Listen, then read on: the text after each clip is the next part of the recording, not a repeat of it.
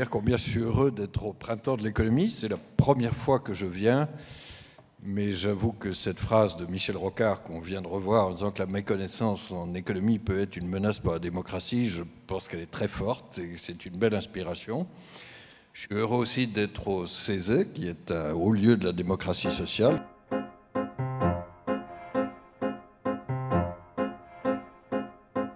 Un invité de marque pour cette vidéo, François Villeroy de Galhau, gouverneur de la Banque de France. Merci d'être avec nous. Je voulais vous demander, quand on a un emploi du temps que l'on imagine chargé comme le vôtre, pourquoi on prend le temps de s'arrêter au Printemps de l'économie? Parce que le Printemps de l'économie, c'est formidable. Et je crois que c'est une dimension très importante de mon travail. Le débat économique, vous savez, il n'est pas isolé dans une tour d'ivoire. Ce n'est pas la propriété de techniciens qui font tourner des équations. C'est essentiel pour la vie de la cité, pour la discussion démocratique. Et donc répondre à des questions, échanger avec un citoyen d'un autre pays, l'Italien Marco Butti, comme je viens de le faire, animé d'ailleurs par une citoyenne britannique qui était Sophie Peder, dans un moment plein de choix très lourds comme celui que nous vivons, à cause malheureusement de Donald Trump, eh bien, je crois que c'est au cœur de mon travail.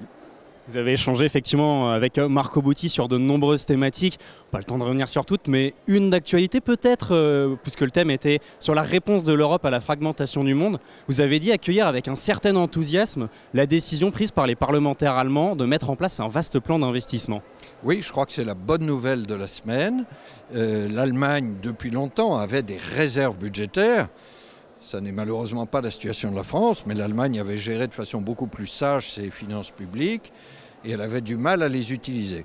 Et donc la décision qui a été prise avec une très large majorité au Bundestag, c'est de libérer ces réserves, la capacité d'emprunt de l'Allemagne pour pouvoir financer l'effort de défense, mais aussi l'infrastructure et le climat. Ça va changer la donne. Je crois que c'est vraiment un tournant historique, non seulement pour l'Allemagne, mais pour l'Europe. Alors dans d'autres pays comme le nôtre, nous avons beaucoup moins de marge de manœuvre budgétaire. Donc il faudra trouver le moyen d'être le plus efficace possible sur les dépenses. Dans ce Printemps de l'économie, vous vous êtes adressé notamment à des lycéens et à des étudiants. Avec quel message auriez-vous envie qu'ils repartent ? Je crois que ça vaut le coup que nous nous battions. Que nous nous battions pour l'Europe dans ce monde incertain, conflictuel. Nous nous battons bien sûr pour défendre notre liberté, défendre la paix, défendre nos valeurs. Ça, c'est l'effort de défense. Mais je crois qu'il y a aussi une jambe économique. Là, il s'agit de défendre notre modèle social et environnemental. Nous y croyons. Il y a plus de solidarité, il y a plus de services publics. Ce n'est pas du tout incompatible avec l'innovation et l'efficacité économique. Mais ça ne se fera pas tout seul. Donc quelquefois on me demande si je suis optimiste dans le monde actuel. C'est difficile de l'être, mais il faut être lucide sur la menace et tout à fait déterminé sur la réponse.